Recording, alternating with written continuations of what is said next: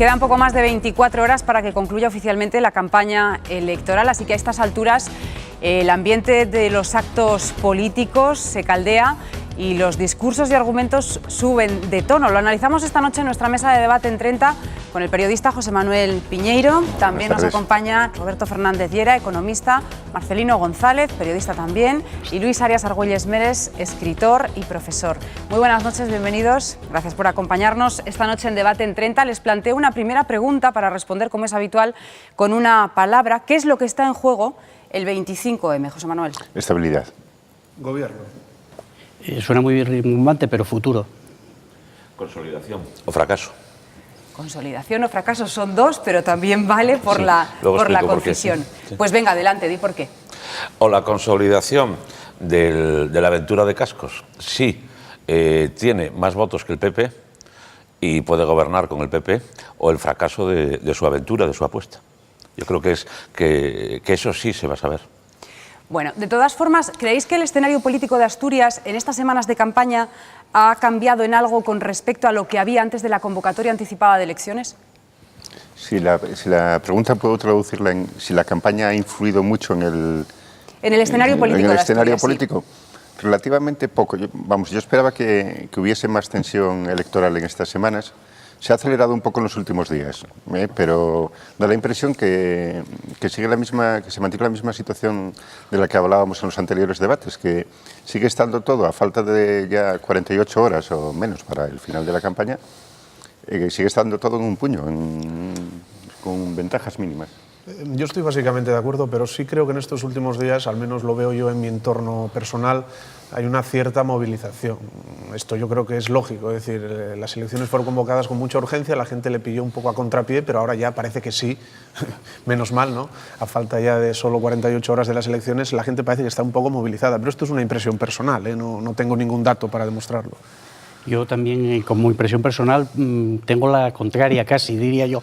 Yo creo que, como habíamos dicho ya en anteriores programas, yo creo que esa movilización que no existe, que la movilización, si se ha intensificado en esta semana, ha sido fundamentalmente de los propios contendientes, de los partidos políticos, que han aumentado sus actos, han aumentado las visitas de sus líderes, etcétera, hasta un extremo ya a veces un poco agobiante. Pero yo creo que básicamente en la calle todo sigue igual que hace unos días.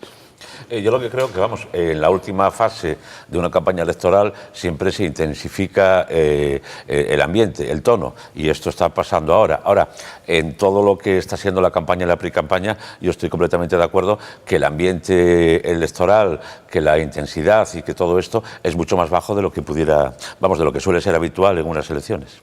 Y es lo propio para el tipo de elecciones que son, una convocatoria anticipada, la primera que se hace anticipada en una comunidad no histórica, después de la trayectoria de los últimos 10 meses y la vida política de Asturias de los últimos 10 meses. Más que anticipada, yo pienso que esto es una consecuencia no de que sea anticipado o no, sino del poco tiempo que duró la legislatura que ahora expira, ¿no? Es decir, que ha habido la legislatura no expira. Bueno, de hecho, los que salgan de las urnas van a tener que gobernar por los 3 años que quedan de legislatura. Perdón, quiero decir que es una consecuencia no de que se anticipen, sino de lo poco que duró este gobierno y esta situación, ¿no? O sea que yo creo que eso, si se anticipasen con 2 años de debate político o 3, probablemente la movilización y el interés sería mayor, supongo. Hombre, lo cierto es que llevamos sumando unas campañas y otras un año prácticamente en estas lides, ¿no? Las autonómicas, locales, generales y ahora otra vez autonómicas.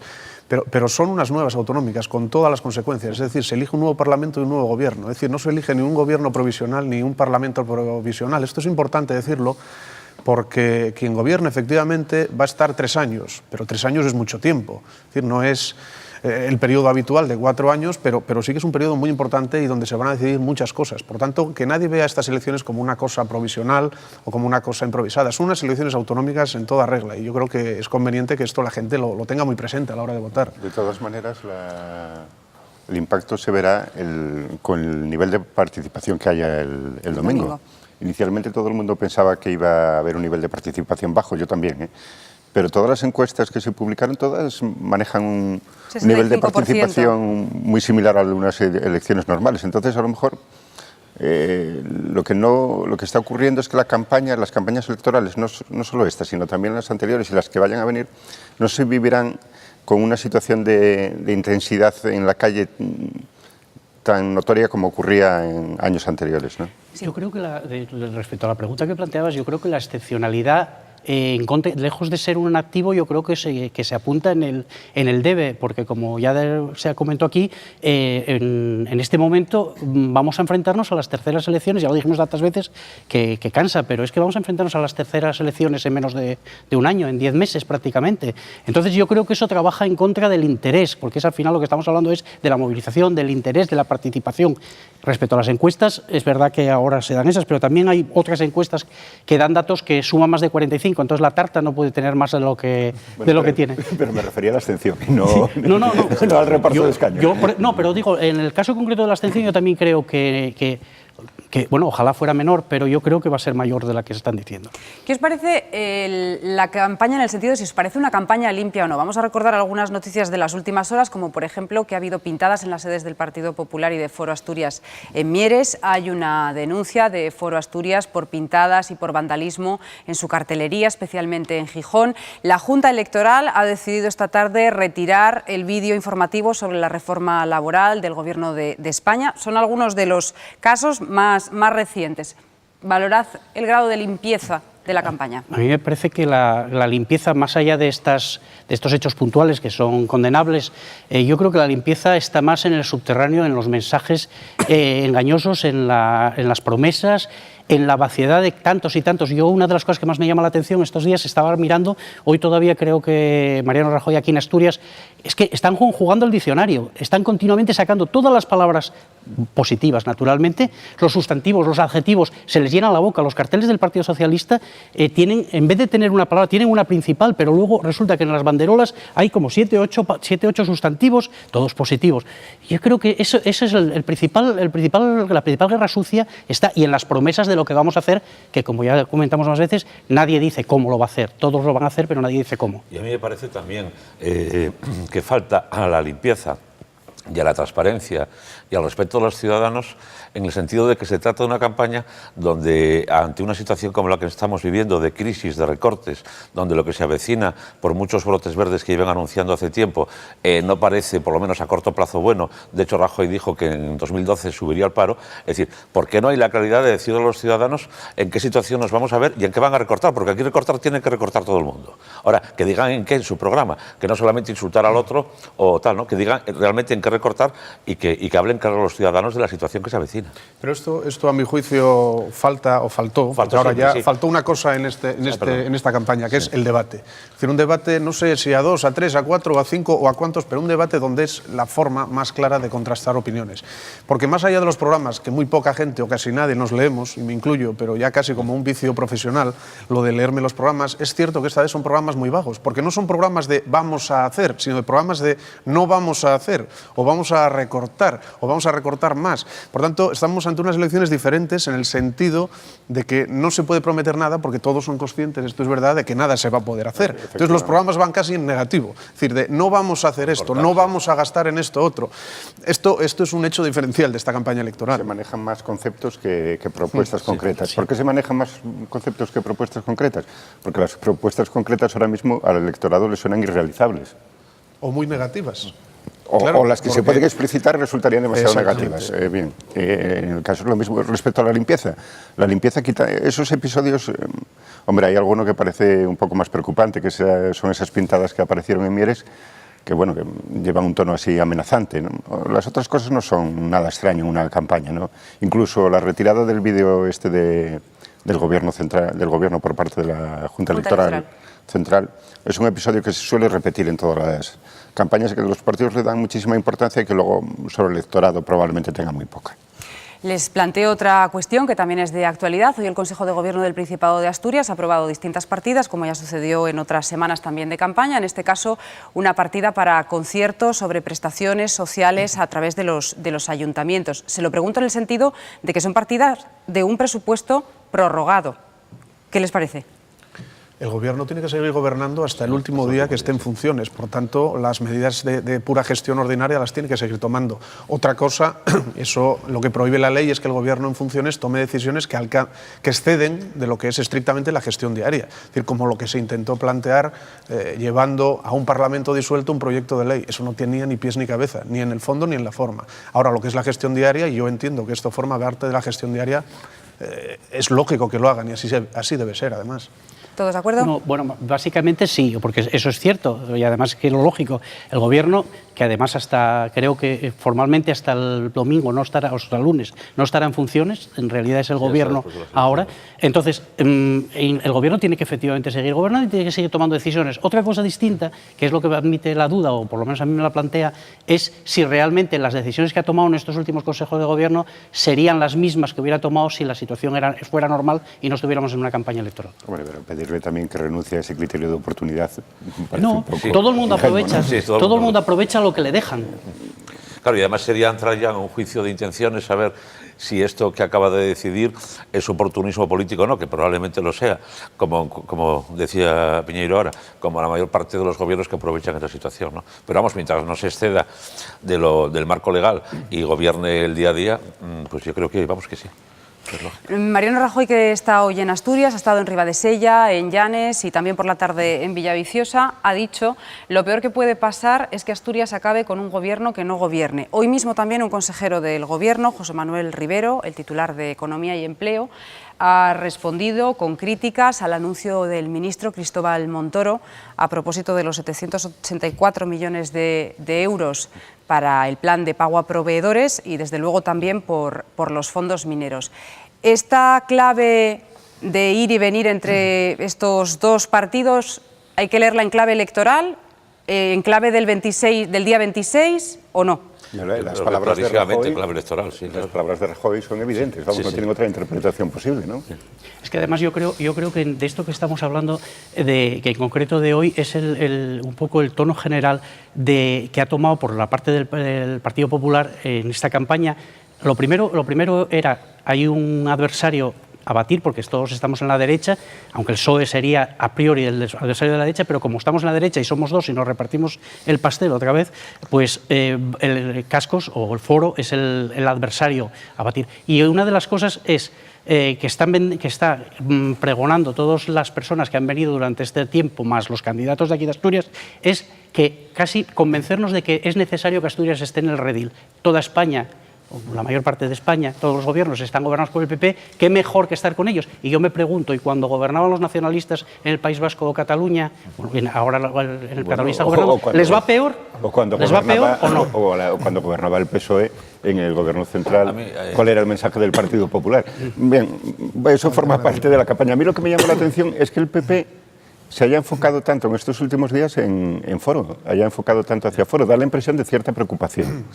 No quiero hacer pronósticos sobre esta cuestión, pero eso es lo que es la idea que da. Ahora, a mí hay una cosa que me parece indignante, es decir, la ciudadanía asturiana tiene unos derechos otorgados por esa inmaculada y monárquica Constitución. Entonces, esos derechos no pueden estar dependiendo de que el gobierno de Asturias sea amigo del gobierno de Madrid o sea del mismo partido. O sea, trátenos ustedes con respeto y ustedes tienen que administrar su tarea política y tienen que otorgar los derechos a los asturianos y las tareas de gobierno, gobierne quien gobierne aquí. No nos digan esto porque están diciendo un discurso caciquil del siglo XIX, como mínimo, ¿no? Dijo concretamente la candidata del Partido Popular que con ella las puertas de la Moncloa estarían abiertas. Sí, porque soy amiguina de Rajoy. Claro, bueno, pero entonces la pregunta consiguiente... Es que esta es la cuestión. Claro, esa es una afirmación... Perdón, un segundo solo. Las puertas son para atender las necesidades del millón de habitantes que hay en Asturias, no la amistad con esta persona con la otra. Decir, eso es indignante. Vamos a ver, y yo repito lo que antes dije. Estas son unas elecciones autonómicas y además tenemos, no sé si decir la suerte, de que esta vez las autonómicas solo coinciden con otras elecciones que son las andaluzas. Por tanto, se está hablando mucho de Asturias y eso es bueno. Eso es bueno. Y se elige el Parlamento autonómico y luego se elegirá el gobierno autonómico. No se elige otra cosa. Por tanto, yo este desfile de ministros a mí no me gusta particularmente. Me parece ofensivo. A mí me parece una ofensa. Porque nunca antes había habido este desfile, esta pasarela permanente un día. Además, ahora ya no es uno cada día, ahora vienen 2 o 3 o 4, da lo mismo. Y tienen que estar todos aquí, menos mañana, que tendrán que estar todos en Andalucía. De la estrategia electoral del Partido Popular. Pero la candidata se identifica claramente con el gobierno de Rajoy. Pero es que estamos eligiendo presidente o presidenta del Principado, Ya, no bueno, delegado o delegada del gobierno. Bien, Claro, bien, bien. Eso es un matiz importante. Vamos con los programas, vamos a los matices de los programas, si es que los hay, porque no está muy claro. Hay muchas coincidencias, o por lo menos algunas, si me permiten citar. Por ejemplo, todos tienen claro que la prioridad es el empleo, todos han rechazado públicamente el copago. ¿Hay diferencias o no las hay entre las opciones políticas que concurren en estas elecciones? ¿Y de qué tipo son esas diferencias? ¿La diferencia está en las personas o está en las ideologías o en las propuestas programáticas? Yo quiero hablar de una diferencia que a mí me afecta mucho como profesor. Y es la de los partidos de derechas que hablan de la libertad de los padres a la hora de elegir colegio. Mire usted, en Cangas de Narcea, en Tineo o en Llanes, los padres tienen el instituto y tienen el colegio público. Y ese derecho a elegir el centro solamente lo tienen en las grandes poblaciones. Es decir, el derecho a elegir tiene que ser igualdad de condiciones. Y en el tema de la defensa de la enseñanza pública y en el tema de defensa digamos, del derecho a la enseñanza, ahí se está haciendo demagogia y se está jugando sucio, insisto, para elegir. Para desarrollar ese derecho tiene que haber igualdad. Y el señor que vive en Tineo no puede elegir un colegio de curas. Suponiendo que un colegio de curas sea mejor, que yo soy profesor de la enseñanza pública, pero no puede elegirlo. No, las diferencias entre los programas existen, evidentemente, pero de nuevo estamos viendo que, claro, no se pueden prometer muchas cosas porque no hay un escenario presupuestario donde se vaya a poder hacer muchas cosas. Pero las diferencias van a venir por cómo se va a recortar y cómo se va a hacer el ajuste presupuestario, que va a tener que ser duro. Es decir, el gobierno entrante, mejor dicho, va a tener que hacer un presupuesto desde el día 1 en el que esté gobernando. No va a poder perder ni un minuto. Por tanto, ahí vamos a ver las diferencias, que las hay, y muy importantes, de calado ideológico, en el ámbito personal, de talante, esa palabra que se utilizaba, las hay y muy importantes. Yo creo que todo esto la gente tiene que ser consciente. Es que yo creo que el principal asunto es que estamos hablando de coincidencias y diferencias. Estamos hablando de coincidencias, primero, porque esta es una campaña muy precipitada. No hubo mucho tiempo a elaborar, probablemente los programas sean básicamente los de hace 10 meses, con pequeñas diferencias, pero básicamente eso. Y entonces, al final, los mensajes que se están transmitiendo, porque los programas, yo ya lo decía el otro día, es que los programas no se los conocen ni ellos. Examina un candidato, no digo el número 1, pero examina a alguno de los candidatos que van en puesto de salida y a ver si es verdad que supera la prueba. No se los conocen ni ellos mismos. Entonces, vamos a los mensajes. Y esos mensajes son conceptuales. Entonces, por eso, al final, como estamos vendiendo en campaña, siempre se vende algo, los mensajes son conceptuales y en ello puede haber coincidencias. Entonces, la diferencia será cuando llegue la hora de aplicarlos, porque ahí efectivamente no es igual que lo aplique uno a que lo aplique otro. Las diferencias existen, pero no se han verbalizado. Y uno de los déficits de esta campaña es que precisamente esas diferencias no se hayan puesto sobre la mesa. Probablemente porque no haya dado tiempo tampoco, porque la campaña se hizo de forma precipitada, todo eso que estáis comentando, pero realmente se echa de menos, ¿no? Sí, a ver, yo quería decir que, bueno, obviedades, pero que son importantes en este sentido. Primero, el margen de maniobra que pueda tener el gobierno autonómico, desde luego, es mucho menos amplio de lo que probablemente desease. Segundo, la situación de crisis económica que va a hacer que la política socioeconómica, gane quien gane, no va a poder diferenciarse mucho. Primero, por lo que depende de Madrid, y segundo, porque, bueno, no hay grandes diferencias en política socioeconómica de los gobiernos del PSOE al PP. Entonces, el talante que hablaba sí puede ser muy importante. También creo que puede ser muy importante el asunto de la enseñanza, donde, por cierto, defender la enseñanza pública debería también traducirse en hechos.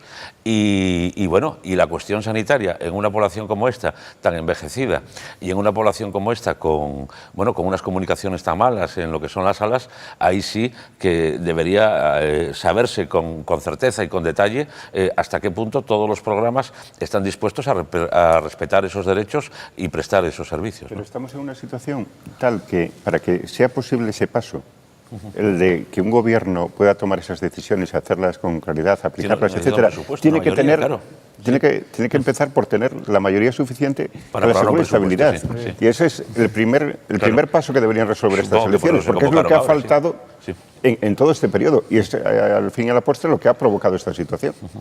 Lo único casi seguro, diría yo, esto es de perogrullo, es que va a ser un Parlamento muy fragmentado, por tanto un Parlamento que va a necesitar negociación continua, y sea el gobierno que sea, que probablemente como mínimo sea bipartito, pues entonces vamos a estar en un periodo absolutamente de negociación. Pero para mí esto es deseable. Es nuestro sistema parlamentario el que establece esa constitución que decía Luis, monárquica, que lo es.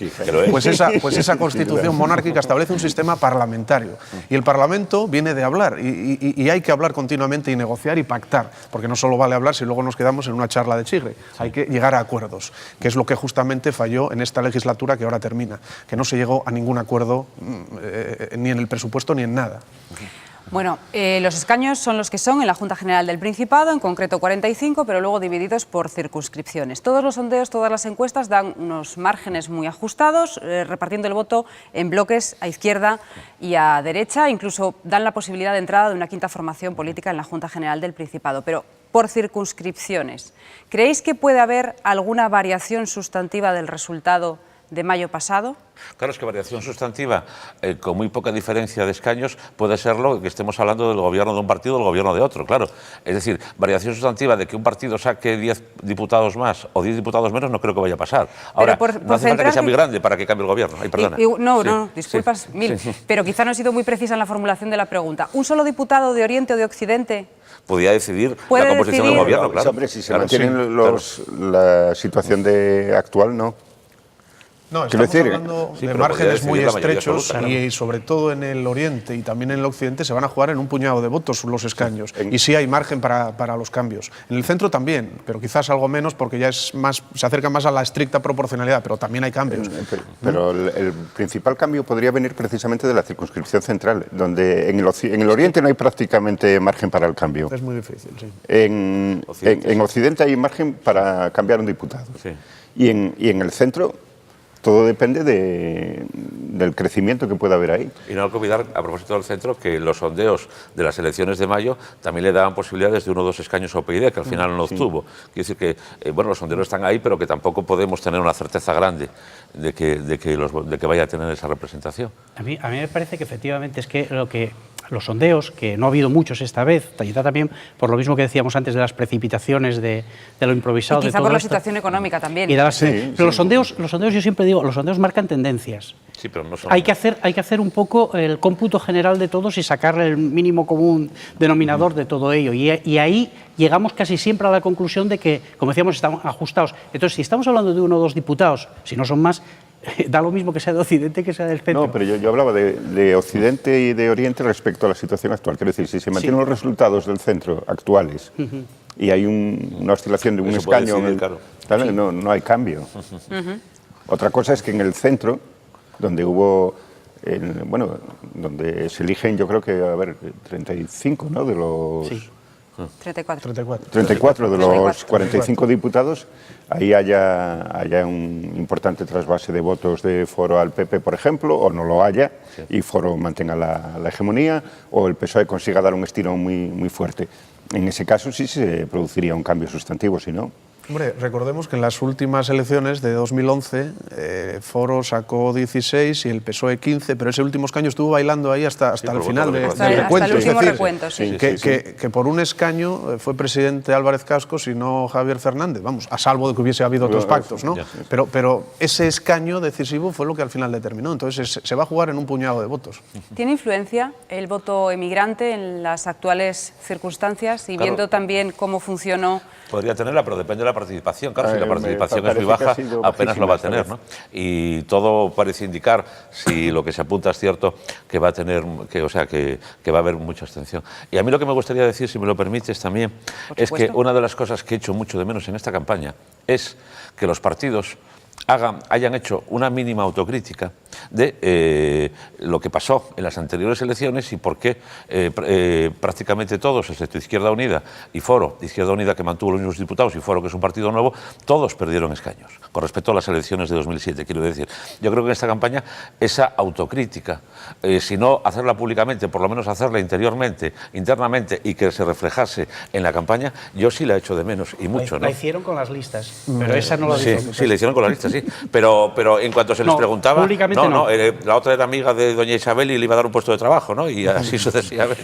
Ahora que está tan difícil eso del puesto de trabajo. No, la autocrítica, efectivamente, yo creo que sí Se se hizo hizo unas listas, en las sí. listas del PSOE y Ya, del pero, PP. pero debería reflejarse, completamente de acuerdo, pero debería reflejarse también en los mensajes, en las propuestas, en los programas, porque oiga, También ha si habido usted va a cambios presentar lo mismo- importantes en la lista de Foro Asturias, tanto Sí, por la circunscripción central Sí, sí, como sí. occidental y Sí, como oriental. Pero Sí, bueno, pero la ahí que con menos, un ¿no? gran matiz, Porque que el ese es número un uno es partido, el es una mismo persona. Ese y partido la es una campaña persona. está centrada absolutamente en En la Álvarez figura de Cascos. Cascos, sí. Por lo tanto, Para quien bien y vaya para del mal, 2 sí. para abajo, en los carteles lo vemos. No, en fin, la figura única es Álvarez Cascos. Tan Sí, sí, número sí. uno absoluto es que, como puede uno fijarse, los coches electorales, las furgonetas electorales de Foro, en contra de lo que suele ser habitual de los partidos, que recurren a buenas voces y todo, es la voz de Álvarez Es la Cascos. voz, sí. Todos los mensajes son de Álvarez Cascos, todos los discursos son de Ahí el Álvarez Cascos. personalismo es... Les hago una pregunta sobre una curiosidad. ¿Qué les parece que en los mítines ningún candidato llame a sus oponentes o rivales por el nombre? Ni en los mítines, ni en los actos Eso debió públicos. crear Escuela Alfonso Guerra, yo creo, ¿no? Cuando no recordaba el Nadie se nombre de refiere a nadie ¿no? por el nombre. Yo creo que eso es la Escuela de Alfonso Guerra cuando llamaba al del felpudo maldito Aznar sin nombrar a Aznar, ¿no? Yo creo que En la general Escuela aquí son la campaña es bastante conservadora. Sí, si repasamos un poco lo que ha hecho cada partido. Foro ha hecho una campaña de lo más clásico que se puede hacer. En mítines a última hora de la tarde, bueno, por la tarde, ningún acto así fuera de lo común. ¿Qué ha hecho Izquierda Unida? Ha añadido los vídeos famosos de la Guerra de las Galaxias y algún hallazgo más. ¿Qué ha hecho el Partido Popular? El desfile de ministros, pero quitando eso ha sido todo el formato habitual. Y en el PSOE que ha habido un vídeo de Juventudes Socialistas con lo de Pimpinela y el recorrido que hizo Javier Fernández de 6 en 78. El maratón. El maratón este. Quitando eso, no ha habido nada nuevo, no ha habido ningún avance sobre campañas anteriores. Son bastante conservadores en la forma de plantear la campaña y eso explica también, responde también a lo que planteabas tú. Esa renuencia a entrar de frente con el adversario. Bueno, hombre, a Cascos le han citado hoy mucho, ¿eh? Y cada día quizá más. no en los A medida mítines, que pero... avanza la campaña cada día más. Hombre, yo aquí introduciría otra reflexión, que quizás sea el hecho más diferencial de esta campaña, que es que estamos asistiendo a una prensa casi de trinchera. Y aquí estoy entre dos periodistas, a lo mejor digo algo muy incorrecto, pero es una prensa que ha tomado partido y de qué manera, ¿no?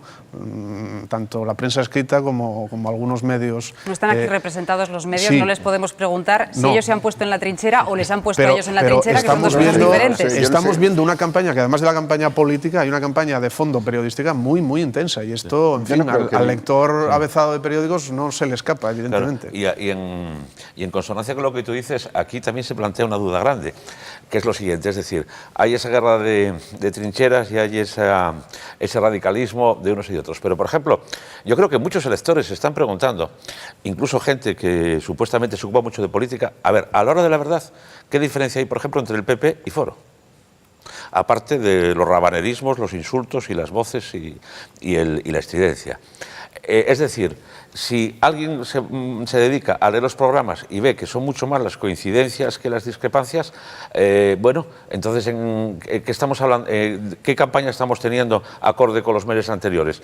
Pues una campaña de enfrentamientos personales más que de enfrentamientos ideológicos y, lo que es más importante, de enfrentamientos de distintos proyectos para Asturias que se deberían explicar. Que, por ejemplo, en el Parlamento durante todo este tiempo, por parte del PP, yo no vi que se explicase nada. ¿Y ese enfrentamiento al que tú aludes, Luis, tiene algo productivo? ¿Generará Yo algo creo que no, yo creo que es productivo? muy negativo. Yo creo que es muy negativo porque, vamos a ver, al elector lo que le importa es qué programa de gobierno hay y si está de acuerdo con él o no. Lo que le tiene que importar mucho menos son los enfrentamientos personales y los cabreos cuando los proyectos son similares, El ¿no? sustrato ideológico del PP y Foro es compartido. Pero Claro, es que por eso puede ser, es lo que estoy diciendo. no ¿entendiste, puede no? ser de otra manera, Claro, porque pero entonces, es un partido que surge de la escisión del claro, Partido pero Popular. entonces al elector le tiene ¿no? que importar tanto, es decir, no le tiene que molestar un enfrentamiento Ahora, los modos son personal distintos. ¿sí? Los modos que practican son distintos. sí, son distintos. Estamos Entonces, eso es en reconocible. tiempo, casi. No, es que lo de la trinchera, bueno, quiero decir, habrá que ver quién empezó primero, quién se situó en la trinchera, quién fue obligado a defenderse, etcétera. Quiero decir que era para matizar lo que decía yo Roberto. no me manifesté, ni siquiera cité No, ningún es medio que- por su nombre. No, Simplemente No, pero en planteé cualquier el caso, asunto. como los medios no Sí. están aquí representados, yo sí vuelvo a insistir en que una cosa es que a uno lo pongan en la trinchera o que uno se vaya a la trinchera. Son dos situaciones completamente diferentes. Hecha la aclaración de nuevo, para que no haya dudas, entramos en tiempo de conclusiones. Les pregunto, ¿quién creen que tiene más posibilidades de ganar el próximo día 25, de gobernar por bloques, como se han hecho en las encuestas, izquierda y derecha. José Manuel. Yo creo que el candidato más votado puede ser el candidato socialista. Respecto a las posibilidades de gobernar, lo veo bastante más apretada la cosa. Creo que hasta el minuto mismo de que se acabe el recuento va a estar ahí disputada la cosa. Roberto. Yo pienso lo mismo, creo que el Partido Socialista va a ser el más votado. Veremos cuál es la diferencia respecto al segundo y al tercero, y en todo caso, si las derechas matemáticamente pueden sumar, veremos si lo hacen y veremos cuánto dura ese hipotético pacto. Marcelino. Yo, como un antiguo ministro franquista, creo que van a ganar los míos. Pues no nos dices mucho. No, ni lo voy a decir. Sí. Luis.